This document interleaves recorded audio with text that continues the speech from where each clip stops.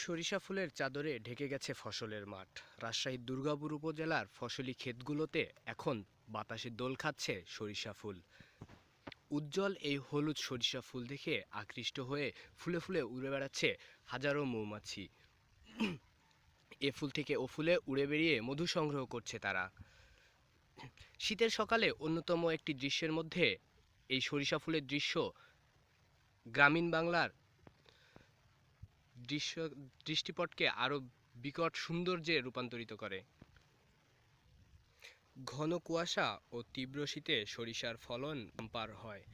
তবে এবছর তীব্র কুয়াশা না থাকার ফলেও কৃষকরা আশাবাদী যে তারা সরিষার বাম্পার ফলন পাবে। সরিষার এই মৌসুমকে কাজে লাগিয়ে মৌমাছি চাষিদের উন্মাদনার শেষ নেই।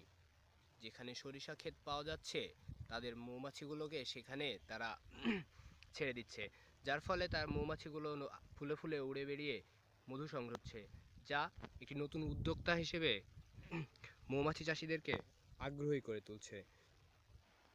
হলুদ সরিষা ফুল মানেই দৃষ্টিনন্দন প্রকৃতি, তাই বিভিন্ন এলাকা থেকে মানুষজন এসে সরিষা ফুল দেখছে এবং তার সৌন্দর্যে বিমোহিত হচ্ছে এবং